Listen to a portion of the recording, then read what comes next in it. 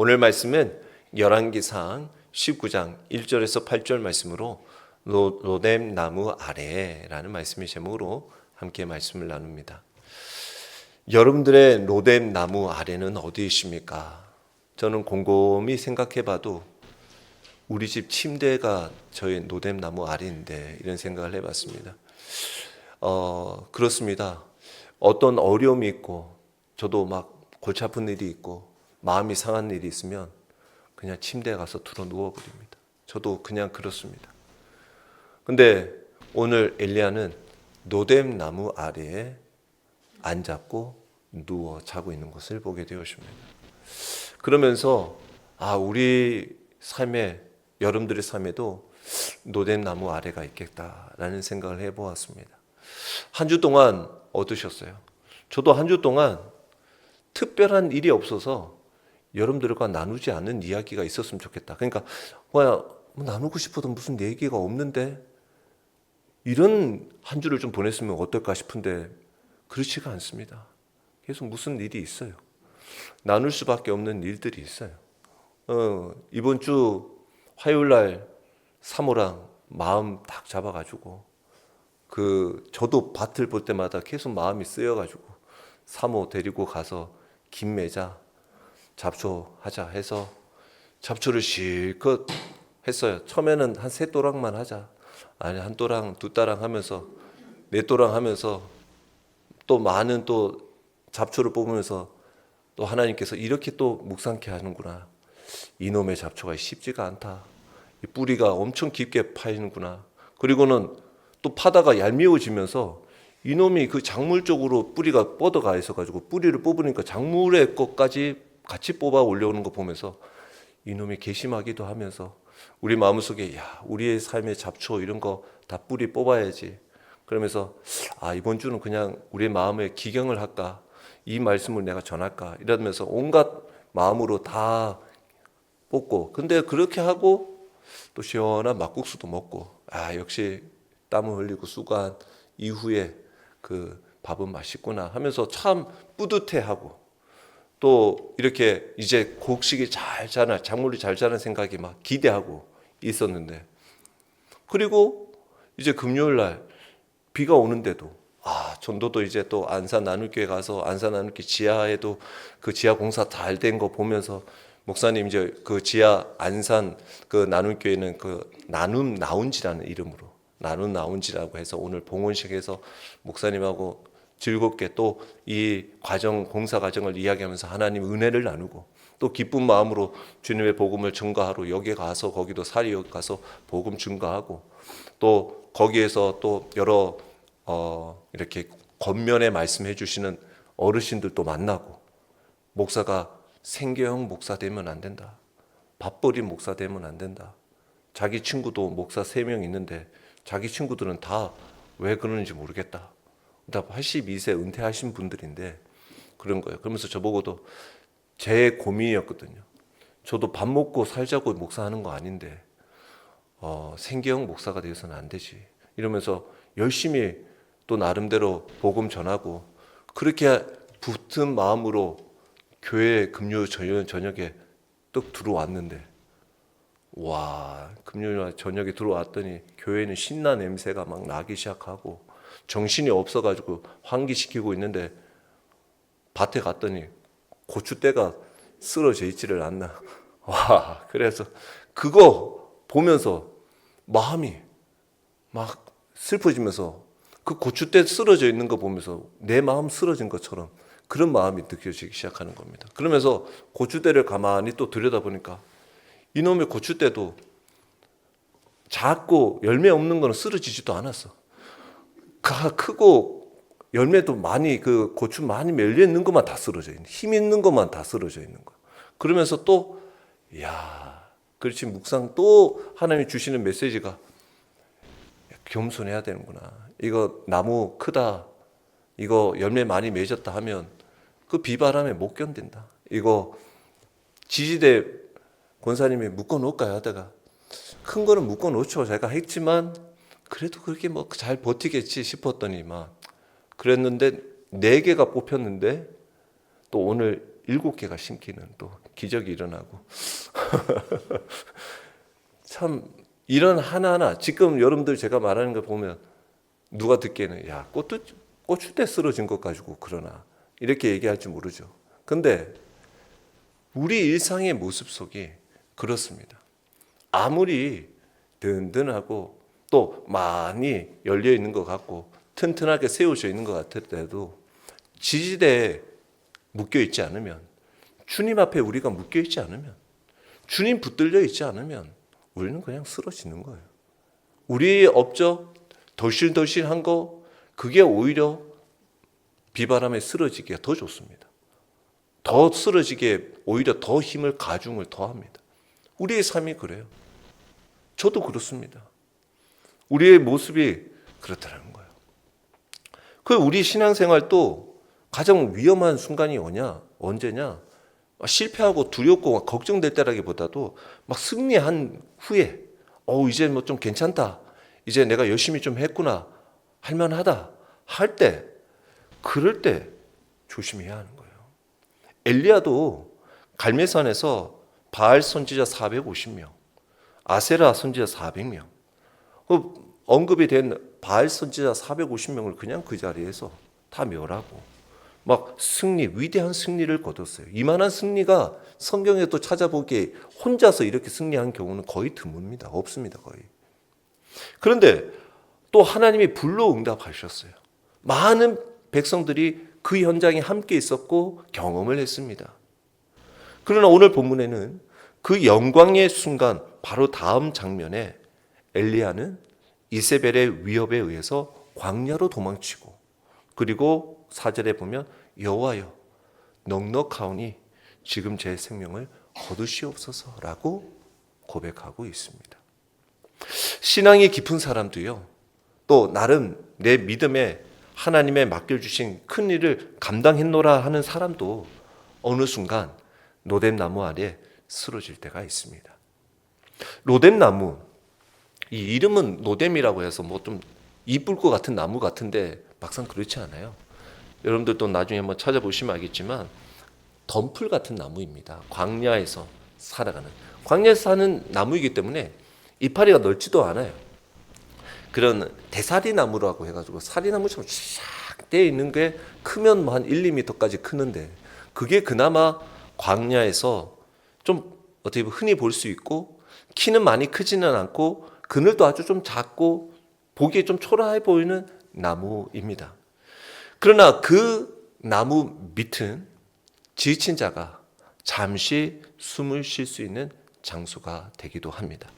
오늘 본문에도 하나님의 위대한 종 엘리야가 그 로뎀나무 아래에 누워 죽기를 구하고 있어요. 왜 그는 그 자리에 쓰러졌을까? 하나님은 그 에레미야에게 찾아오셔서 무엇을 지금 하고 계신가? 누구보다도 하나님을 뜨겁게 경험한 엘리야.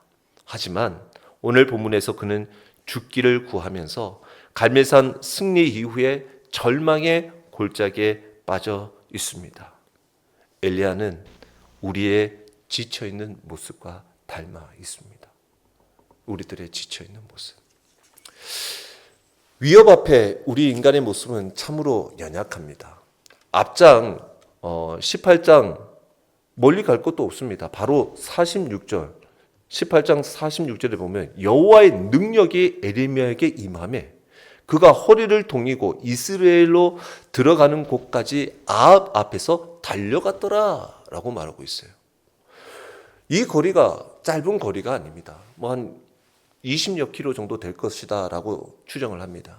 지금 하나님의 능력으로 지금 850명의 선지자 앞에서 승리하고, 심지어 하나님께서 비를 내리시겠다 하여 갈멜산에 가서 3년 6개월 반 정도 비가 안 내리는 가뭄의 시절이 있는데 7번 기도하여서 그 큰 비가 내리게 시작되어지는 놀라운 일들을 행했던 엘리야.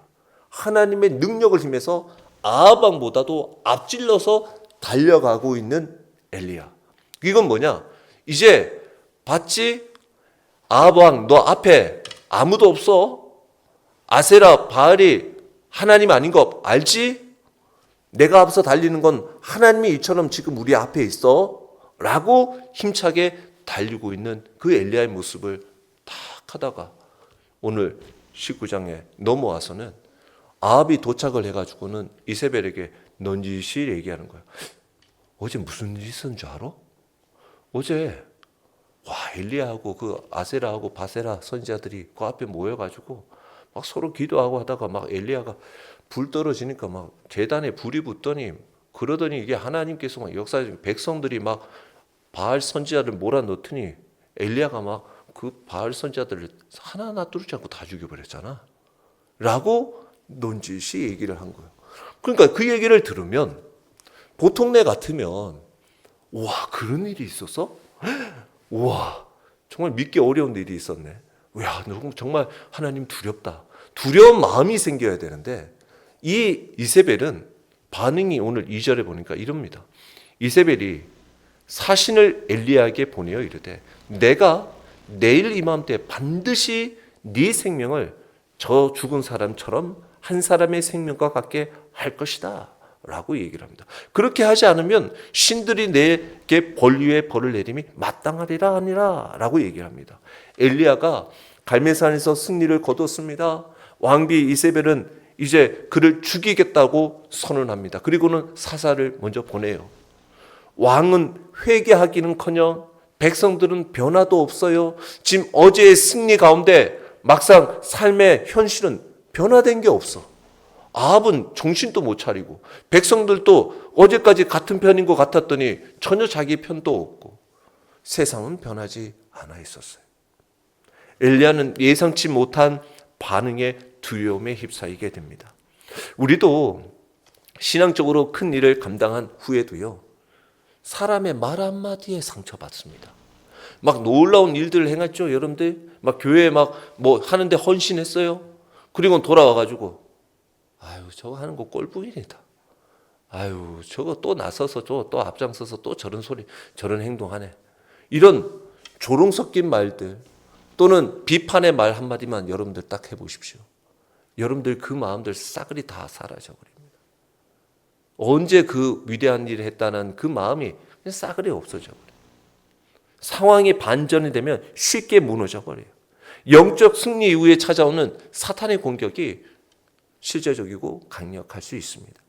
우리도 지금 두려운 현실 앞에서 우리가 쌓아온 믿음이 무너지려고 할 때가 있지 않냐는 거예요. 우리는 그럴 때일수록 끝까지 변치 않는 하나님의 사랑을 신뢰해야 합니다. 하나님의 약속의 말씀을 어떤 상황에서도 의심치 않고 붙들어야 될 줄 믿습니다. 그 말씀을 붙들어야 돼요. 근데 지금 그 얘기를 듣고 마치 이세벨이 기회를 준 것 마냥 내일까지 너 잡으러 갈 거야. 알아서 해. 라고 여겨지니 이 상태의 형편을 가만히 들여보니까 도망가야겠거든. 이 엘리야도 자기 여기서 죽을 수는 없으니까. 이 이세벨은 이 죽이면 죽인다고 하는 사람이니까 이거 그냥 잡혀갔다가는 죽을 것 같으니까 이 형편을 보면서 자기 생명을 위하여 도망하였더라라는 거예요. 이 형편을 봤다라는 것은 엘리야도 지금 승리하신 하나님을 보다가 상황에 시선이 돌아가기 시작한 거예요. 이세벨의 말에 휘둘리기 시작하는 거예요. 그리고는 자기 생명을 위해서 이제는 하나님이 아니라 자신을 위해 움직이기 시작하는 거예요. 내 생명 한번 살려봐야지. 근데 내 생명 살려봐야지 달려간 곳이 바로 노뎀나무 아래예요. 죽으려고 간 거예요. 내 생명 내가 살리려고 가봤자 내가 가는 곳은 죽음의 자리다라는 거예요. 죽여달라고 하는 자리로 가는 거예요. 베드로도 주님이 풍랑 가운데 찾아오십니다. 와, 주님이시면 나도 여기 좀 걷게 해주세요. 걸어와라. 걷습니다. 못 걸었던 게 아니에요. 근데 걷다 보니 풍랑은 여전히 현실은 변하지 않았어. 그래서 두려운 마음에 풍랑을 보니 바다에 빠져들어가는 거예요. 시선이 바뀌고 주님을 바라보지 않고 주변을 바라보니까 내 마음이 요동하게 되는 거예요. 부엘세바까지 달려갔어요. 부엘세바는 지금 이 엘리야는 주로 활동한 게 북이스라엘의 나라였어요. 갈멜산 여기에 앞서 있는 그 기손 시내도 다 저쪽 북이스라엘의 북쪽에 있는 쪽이었어요. 그리고 이스라엘에서 내려온 것도 북이스라엘 쪽이었어요. 그러니까 북이스라엘에서 도망가려면 어디로? 남유다로 도망간 거예요. 그것도 남유다 어디? 맨 끝머리 부엘세바 쪽으로 남단으로 도망온 거예요. 그 거리가 대략 추정컨대 160km. 160km를 그냥 달린 거예요. 그래서 달려와서 보니까 자기 사환이 함께 있네. 사환은 일단 여기에 남겨두고 자기는 광야로 갑니다. 두려움과 낙심 속에, 두려움이 낙심 속에 있으면 나 혼자 좀 내버려둬. 그리고 광야라는 곳 자체가 갈급함에 하나님을 찾으러 가는 애틋한 마음의 그 광야. 그러나 이 광야, 그는 광야로 갔지만 하나님은 엘리야가 가야 할 길로 인도하고 계셨어요. 우리가 마지막 절에 8절에도 보겠지만 하나님은 호렙산으로 지금 엘리야를 부르고 있어요. 그 광야 길로 엘리야는 들어가게 되었습니다. 이처럼 하나님보다 상황을 먼저 보기 시작하면 우리는 가야 할 곳을 잃어버리고 믿음의 길을 이탈할 때도 있습니다. 지금 우리의 시선이 하나님을 향하고 있지 않은가, 아니면 내가 내 주변을 향하고 있는가를 우리는 스스로 점검해 보아야 합니다. 그리고 우리의 시선을 하나님께 고정하시기를 바랍니다. 히말리아 등반을 하는 한 산악인이 꼭대기에까지 올라갑니다. 정말 혼신의 힘을 다해서 올라갑니다.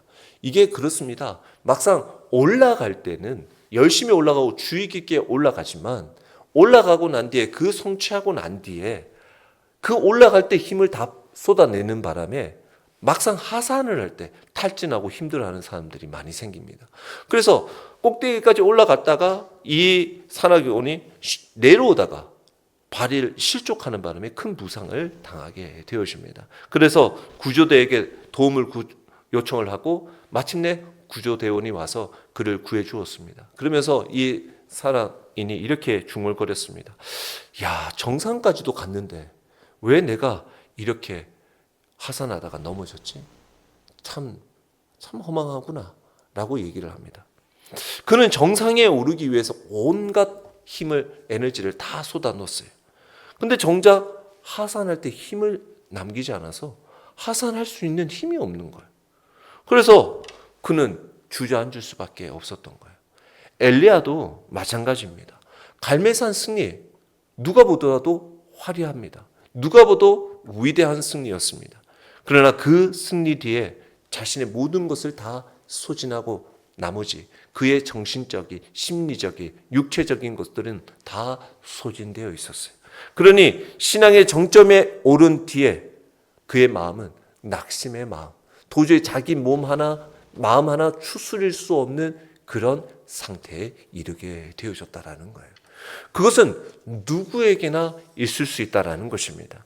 그리고 4절의 말씀에 보니까 자기 자신은 광야로 들어가 하룻길쯤 가서 한 노뎀 나무의 아래에 앉아서 자기가 죽기를 원하여 이르되 여호와여 넉넉하오니 지금 내 생명을 거두시옵소서, 나는 내 조상보다도 낫지 못하니이다 하고 라고 되어 있습니다. 우리가 낙심이 들고 어려울 때 많은 생각을 하면 안 돼요. 그런데 참 사람인지라 여러 가지 생각을 하게 되었습니다.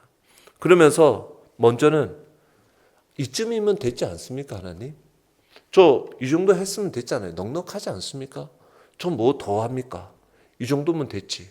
저 바알 하나님께서 그 우상 숭배하는 사람들 다 척결하면 가뭄이 해결된다 해서 제가 거기 갈멜산에서 그 선지자들, 우상 숭배하는 자들 다 척결했더니 하나님께서 거기에 응답하셔서 가뭄도 해결해 주셨으니 이제 내 할 거 다 한 거 아닙니까? 내 하나님 넉넉한 거 아닙니까? 제가 이 정도만 하면 신앙 지켜오고 믿음 지켜왔으면 넉넉한 거 아닙니까? 그러니 내 생명을 거두시옵소서 죽음을 요청을 합니다. 여러분들은 어떨지 모르겠어요. 저도 젊은 목사가 그런 생각이나 하고 있다라고 생각할지 모르겠습니다만은 저 역시 하나님 앞에 달려오면서 드는 생각은 하나님, 저 믿음 있을 때 열심히 달려오고 교만해지려고 하면 하나님 저 그냥 데려가셔요. 제가 뭐 했다, 이쯤 이제 됐으니까 안주하려고 하고 이제 이 정도면 이제 엉뚱한 생각 하려고 하고, 그러면 그럴 때, 믿음 있을 때 그냥 하나님 저 데려가 주세요. 저는 그렇게도 기도합니다. 아니 실컷 우리가 막 하나님 앞에 큰일 해놓고는 막판에 가가지고 엉뚱한 일하고 엉뚱한 하다가 그거 하는 거 얼마나 안타까운 일입니까? 그래서 저도 이쯤이면, 이 정도 했으면 그때쯤이면 하나님 저 데려가셔도 됩니다. 저는 그렇게도 기도했습니다. 우리의 마음이 저는 그렇습니다. 그래서 이 마음 저도 한편으로는 좀 이해가 안 가는 건 아닙니다. 그리고는 어떡합니까? 나는 내 조상들보다 낫지 못합니다. 엘리야가 낫지 못하긴 뭐가 낫지 못합니까? 그 지금 우상 숭배하고 제 가운데 있는 백성들을 하나님께로 이끌려고 하나님께서 세운 선지자인데, 그러니까 자포자기하는 마음이 드는 거예요. 자기를 비하하는 거예요. 나도 뭐 별반 다른 사람 아닙니다. 똑같은 사람입니다. 라고 얘기를 합니다. 참 이 기도가 한편으로는 원망이라기보다도 하나님 앞에 탄식과 같은 이야기입니다. 하나님 앞에 솔직한 감정을 드러내고 있어요. 근데 하나님은 이러한 기도도 들으시고 응답하십니다. 우리는 하나님 앞에 얼마나 진실하게 있는지, 우리의 모습을 그대로 기도하고 있는지를 보아야 해요. 우리는 마치 하나님 앞에도요, 하나님을 되게 생각한다라고 생각하면서 하나님 체면을 생각한다고 생각해서, 내가 하나님 저는 이런 사람이고 이런 정도이고 이 정도 괜찮은 일이니까 이 정도 선에서 하나님 응답해 주세요 라고 하나님 체면 생각해서 기도하는 경우들이 있다라는 거예요. 우리가 하나님 이거는 제가 기도하면 하나님께서 좀 못 들어줄 수도 있으니까 애써 이거는 내가 기도 안 합니다. 그리고 하나님 제가 한 요 정도 선에서 하나님 앞에 제 모습 비추고 제가 요거까지는 제가 안 합니다. 하나님 앞에 자신의 모습을 숨기면서까지 구하려고 할 때가 있다라는 겁니다. 그런데 하나님 앞에는 솔직하게 아뢰는 거예요. 내 모습 그대로 나가는 거예요.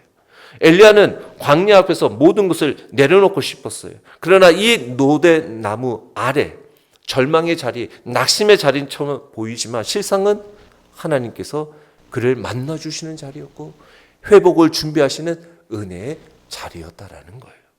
지친 마음의 고백은 바로 회복의 시작이 되고 있습니다. 우리가 겪는 광야의 시간, 이거 시간 낭비 아니요?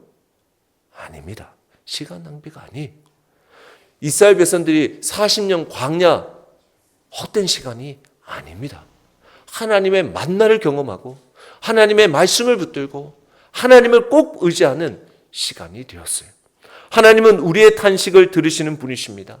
우리의 지친 마음을 아시는 분이셔요. 낙심 속에서도 기도를 놓지 않고 탄식을 하나님 앞에 올려드릴 수 있기를 바랍니다. 여러분들이 그 모습 그대로 하나님 앞에 엎드리십시오. 제가 아까 농담 삼아 했지만 여러분들이 집에서 엎드리는 그것이 노된 나무가 되는 거예요. 제가 침대에서 누우면 침대에서 에이스 침대가 따뜻하고 정말 푸근하고 좋긴 좋아요. 쿠션이 좋아서 잠은 바로 오고 좋은데 제가 침대에서 누워서 잠만 자겠습니까? 하나님 앞에 구하죠. 기도합니다. 그리고 일어나면 하나님 감사합니다. 또 저에게 또 생명 주셔서 되고 주님 일 감당하게 하시니 감사합니다. 기도의 자리가 되죠. 엘리야는 노뎀나무 아래에서 4절에 여호와여 넉넉하오니 지금 내 생명을 거두시옵소서라고 정말 죽음을 구하는 절망 가운데 있었어요. 그는 지쳤어요. 외로웠어요. 더는 앞을 향해 나갈 힘이 없었습니다. 그런데 그런 엘리야에게 하나님은 책망하지 않으셨어요. 야, 네 그것밖에 안 되냐? 너 어제는 그렇게 하나님 능력으로 뛰어다니고 난리 피더니 왜 오늘 이러냐? 뭐라 하지 않으셨어요. 천사를 보내셨어요. 그리고 조용히 어루만져 주셨어요. 5절입니다. 노뎀나무 아래에 누워 자더니 천사가 그를 어루만지며 그에게 이르되 일어나서 먹으라 하는지라 라고 했어요. 하나님은 낙심한 자를 먼저 어루만지십니다. 여러분들 자녀들 깨울 때 어떻게 깨워요? 야 빨리 일어나. 지금 항상 제가 그거에 낚였는데 8시 30분이 아닌데 8시 30분이야. 봤더니 깨보면 8시 10분밖에 안 돼 있고 그래서 그것 때문에 엄청 제가 지금 10분인데 왜 30분이라 그래. 그래서 거기에 항상 저도 많이 낚이는데 저는 선우 깨울 때 선우 엉덩이를 그냥 토덕토덕 거립니다. 선우야 일어나야지. 그리고 이렇게 어루만지면서 토닥토닥 일어나야지. 엄마한테 혼난다. 빨리 일어나라. 이렇게 토닥토닥 어루만져 줍니다. 여기서도 그렇습니다. 엘리야는 자고 있었어요. 지친 몸이었어요. 마음으로 잠들어 있었어요. 하나님은 천사를 보내세요. 그를 깨우기 전에 먼저 어루만져 주셨어요. 말보다 먼저 손길로 위로해 주시는 하나님이십니다. 지친 사람에게는 때로는 어떤 말보다도 손길이 먼저 필요할 때가 있어요. 힘들어 지쳐 있는데 그 사람에게 가서 야, 너 무슨 일이냐? 빨리 말해. 하기보다 그냥 그를 품어주고 등을 이렇게 토다닥 그려주는 것이 필요할 때가 있습니다. 하나님은 우리의 상황을 아시고 인격적으로 다가오시는 분이십니다. 오늘도 여러분들의 삶에 혹여 지쳐 누워있지는 않습니까? 하나님의 손길이 여러분에게 임하고 있음을 믿으시기 바랍니다. 그리고 그 하나님의 손길을 경험하시길 바랍니다. 또한 하나님은 피곤한 자에게 먹을 것을 주셔요. 6절에 보면 본즉 머리밭에 숯불에 구운 떡과 한 병 물이 있더라. 이에 먹고 마시고 다시 누웠더니 하나님은 천사를 통해 떡과 물을 준비하고 계십니다. 그냥 떡이 아니에요. 숯불에 딱 구운 따뜻한 떡이라는 거예요. 근데 이게 숯불에 구웠다라는 것 자체가 뜨거운 돌 위에 구운 떡을 말하는데 지금 광야에 보통 뜨거우면 50도, 보통 4, 50도가 되는 그 광야 뜨거운 햇빛에 하나님께서는 그 돌 위에 뜨겁게 데펴져 있는 돌 위에 떡을 구워가지고 그에게 준 거예요.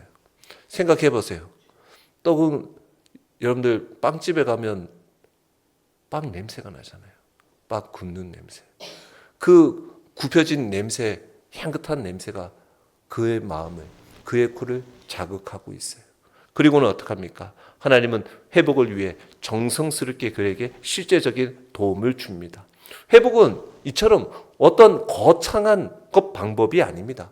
작고 구체적인 도움으로 시작이 돼요. 하나님은 우리의 영혼뿐 아니라 육체적인 필요까지 아시는 분이셔요. 지금도 주님은 우리에게 말씀하십니다. 먹어라, 쉬어라, 그리고 내가 안다라고 말씀하십니다. 어느 성도의 이야기입니다. 어릴 적에 감기가 걸렸어요. 누워 있습니다. 입맛이 없어요. 코가 막히고 감기가 걸리니까 뭐 입맛이 있겠습니까? 아무것도 먹기 싫었어요. 근데 어머니가 끓여준 미지근한 그 흰쌀 죽을 이렇게 한 그릇 받아 꾸역꾸역 먹었어요. 근데 그걸 하나 먹었더니 이상하게도 몸이 나아지는 것을 경험하게 되었습니다. 그래서 나중에 어머니한테 야, 그거 어떻게 죽을 이렇게 맛있게 또 잘 끓여주셔서 했냐고 했더니 그 어머니가 그 죽 한 그릇에 내 기도를 다 넣었다라고 얘기를 했다라는 거예요. 하나님이 엘리야에게 주신 떡과 물은 단순한 음식이 아니었습니다. 엘리야야, 네가 참 소중한 사람이다. 하나님의 사랑의 표현이 담겨 있는 거예요. 사람은 하나님의 사랑으로 살아나는 겁니다. 회복은 이러한 사랑의 회복으로 시작이 되어지는 것입니다. 하나님은 다시 찾아오셔요. 일어나라 말씀하십니다. 여호와의 천사가 7절에 보니까 또 다시 와서 어루만지며 이르되 일어나 먹으라 네가 갈 길을 다 가지 못할까 하노라 하는지라. 엘리야는요 한 번 먹고 일어나지 않았어요. 한 번 먹고 다시 누웠어요. 그런데 하나님은 기다렸다가 다시 엘리야에게 어루만져주고 다시 한 번 더 먹이십니다. 그러자 하나님은 두 번 찾아오셔서 다시 말씀하시죠. 네가 갈 길을 다 가지 못할까 하노라 라고 말하고 있어요. 하나님은 한 번 도와주고 끝 하지 않으십니다. 하나님은 반복해서 끝까지 찾아오십니다. 하나님은 엘리야의 사명을 잊지 않고 계셨어요. 그는 다시 갈 길로 부르시고 계십니다. 하나님은 우리가 멈춰버린 길에서 다시 일어나기를 원하십니다. 그리고 일어나 걷기를 원하셔요.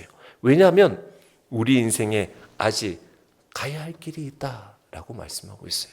왜냐하면 열왕기상 19장 15절 16절을 보면 엘리야를 회복시켜 주셔서 큰 사명을 주시는데 2명의 왕을 세우고 그 다음에 자신의 후계자 엘리사를 세우는 일을 하게 하십니다. 그에게 아직 사명이 남아 있었습니다.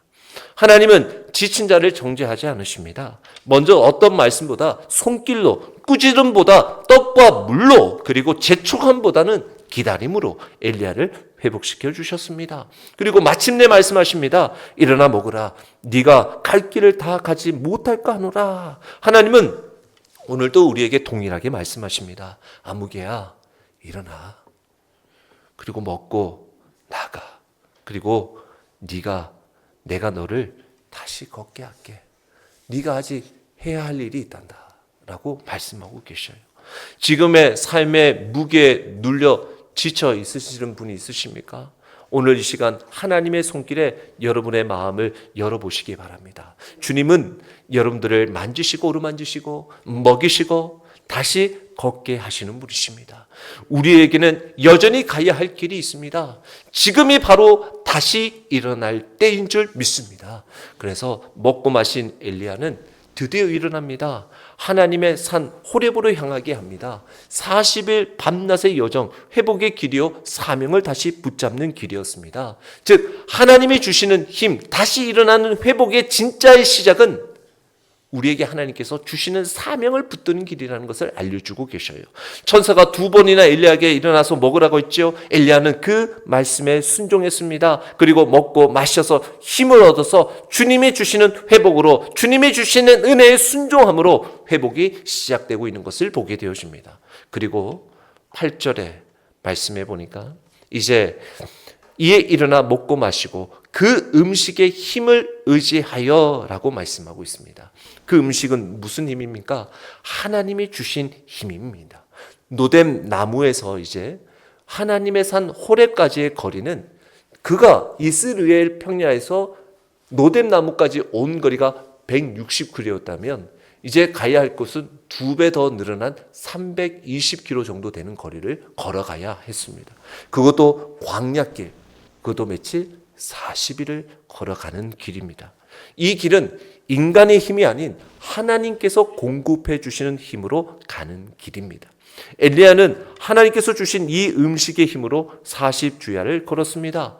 인간의 능력으로는 불가능한 여정이었습니다. 하나님은 단지 하루치 양식이 아니라 인생 전체를 감당할 능력을 주시는 분이십니다. 오늘도 우리는 하나님의 말씀, 은혜, 그 성령의 공급하심으로 살아가는 줄 믿습니다. 오늘의 예배가, 오늘의 기도가 내일을 살아갈 힘이 될 줄 믿습니다. 지금 우리가 의지하는 힘은 무엇입니까? 여러분들은 세상의 것을 바라보며 세상의 것을 얻은 것에 감사하며 살아가고 있습니까? 아니면 하나님이 공급해 주시는 힘으로 살아가고 있습니까? 엘리야는 먹고 마신 음식의 영적인 힘으로 하나님의 임재하신 장소인 호렙산으로 나아가고 있습니다.